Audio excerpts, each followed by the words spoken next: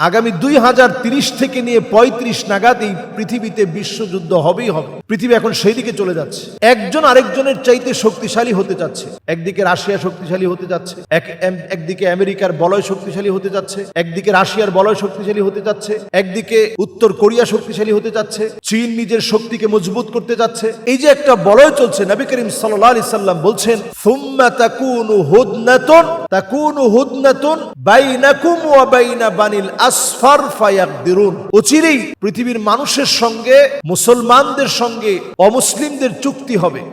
এখন তো পৃথিবী সেই দিকে হাঁটতেছে।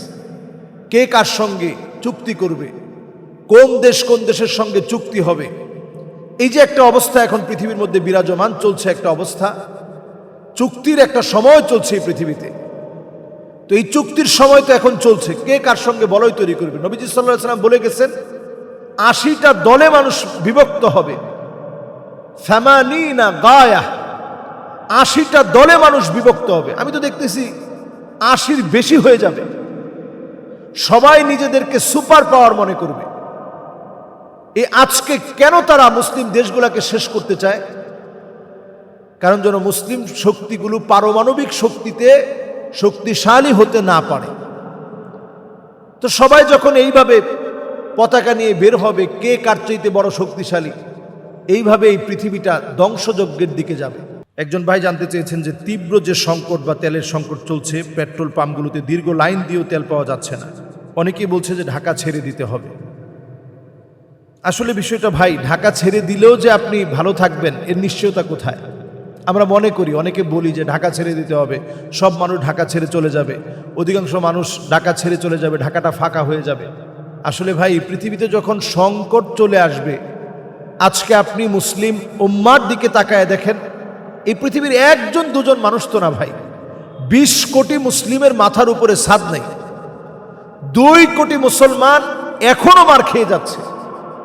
সেখানে যদি একটা সংকট বাংলাদেশের উপরে আসে, তারা যেভাবে কাটিয়ে উঠতেছে আপনাকে ওইভাবে কাটাতে হবে। আর সংকটগুলো আসে কেন?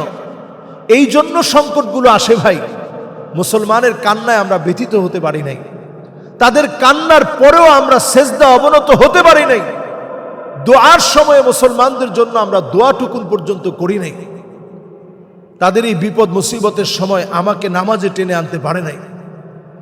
আমার মনটা এতটুকু কেঁপে উঠে নাই যে হারে তার মসজিদটা ভেঙে ফেলতেছে, মুআজ্জিনকে মেরে ফেলতেছে, মুসলিম মুআজ্জিনকে জবাই করে দেওয়া হচ্ছে, ওই সময়ে বোমা মেরে মসজিদ উড়ায় দেওয়া হচ্ছে, এরপরেও কি আমি নামাজি হব না?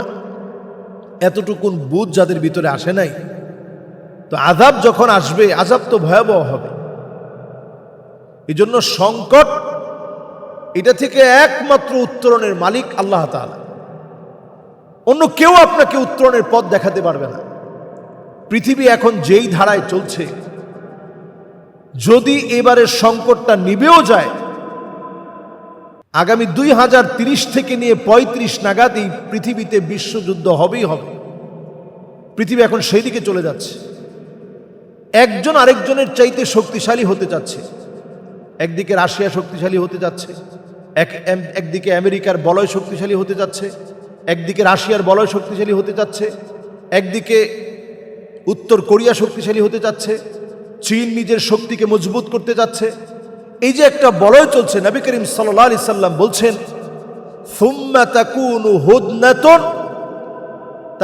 হুদনাতুন বাইনাকুম ওয়া বাইনা বানিল আসফার ফায়াকদিরুন।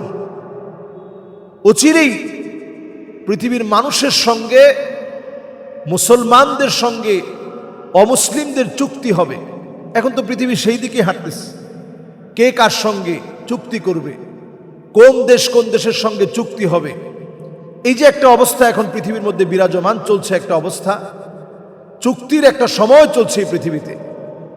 তো এই চুক্তির সময় তো এখন চলছে, কে কার সঙ্গে বলয় তৈরি করবে। নবীজি সাল্লাল্লাহু আলাইহি ওয়াসাল্লাম বলে গেছেন, 80টা দলে মানুষ বিভক্ত হবে।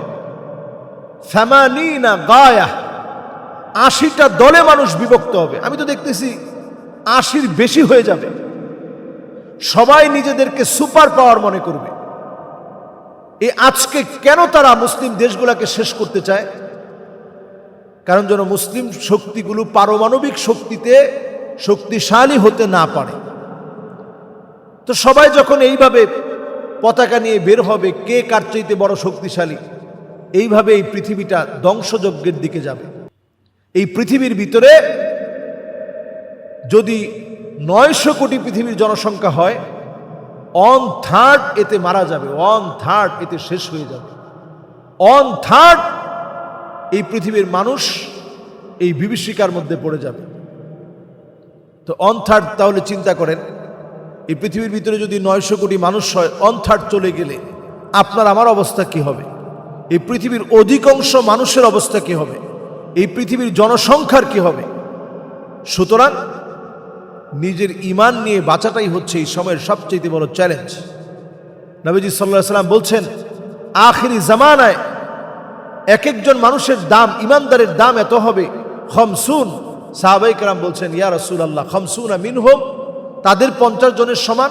নবীজি বলছেন, না, 50 মিনকুম, তোমাদের 50 জনের যে দাম, যে মূল্য, আল্লাহ পাক সমপরিমাণ সওয়াব আখিরি জামানার উম্মত যারা ঈমান নিয়ে থাকবে তাদেরকে আল্লাহ তাআলা এই মূল্য দান করবে। সুবহানাল্লাহ। দাজ্জাল আসার আগেই যদি পৃথিবীর অবস্থা এমন হয় যেখানে খাবার শুকিয়ে যাবে, যেখানে খাদ্য শস্যগুলা সব ধ্বংস হয়ে যাবে, সব ক্ষমতা থাকবে তার হাতে, তাহলে চিন্তা করেন সেই অবস্থায় আমাদের অবস্থা কি হবে। এই আজকে তেল সংকটের সময় আমাদের দেশে দেখা যায় ড্রাম ভর্তি করে করে তেল এখন মজুত করে রাখতেছে যে কোনো একটা সময় আমি ধনী হয়ে যাব। আহারে পৃথিবীর মানুষ, আপনি ধনী হবেন তো পরের কথা, যেইভাবে একটা সময় মানুষ গরুর গাড়িতে চলতো, গরুর গাড়ি দিয়ে হাট বাজারে যেত, গরুর গাড়ি দিয়ে এক বাজার থেকে আরেক বাজারের মধ্যে বাজার নিয়ে আসতো, শুধু যদি তেল এই পৃথিবী থেকে হারিয়ে যায়, আজকের অ্যালগরিদম মুখ থুবড়ে পড়বে, ওয়াইফাই গুলো সব বন্ধ হয়ে যাবে, সমস্ত প্রযুক্তি বন্ধ হয়ে যাবে, মাথার উপরের ফ্যান শক্তি বন্ধ হয়ে যাবে, আবার কয়লার যুগ আসবে, কয়লার যুগ আসবে। ট্রেন চলতে হলে কয়লা দিয়ে চলতে হবে। এক সময় আমরা ইস্ত্রি করতাম কয়লা দিয়ে, ওই ইস্ত্রি আমরা দেখছি, কয়লাটা দিয়ে এরপর ইস্ত্রি করা হতো। ওই যুগ চলে আসবে ভাই, একটু চিন্তা করেন, কয়লার যুগ আসতে হবে। তেল চলে গেলে এই পৃথিবী শূন্য হয়ে যাবে। তো হরমুজ প্রণালী দিয়ে এই পৃথিবীর 5 ভাগের 1 ভাগ তেল হরমুজ প্রণালী দিয়ে, 1/5 তেল হরমুজ প্রণালী দিয়ে আসছে, আর 4 ভাগ তো অন্যান্য জায়গা দিয়ে আসতেছে। এই জন্য এই সংকট একেবারে পৃথিবীর আলো নিভিয়ে দিবে আমি তা বলছি না, তবে হ্যাঁ, যদি এই যুদ্ধ তৃতীয় বিশ্বযুদ্ধের দিকে রূপ নেয়, ক্রমশ একটু একটু একটু একটু করে পৃথিবী তার গ্ল্যামার হারিয়ে ফেলবে।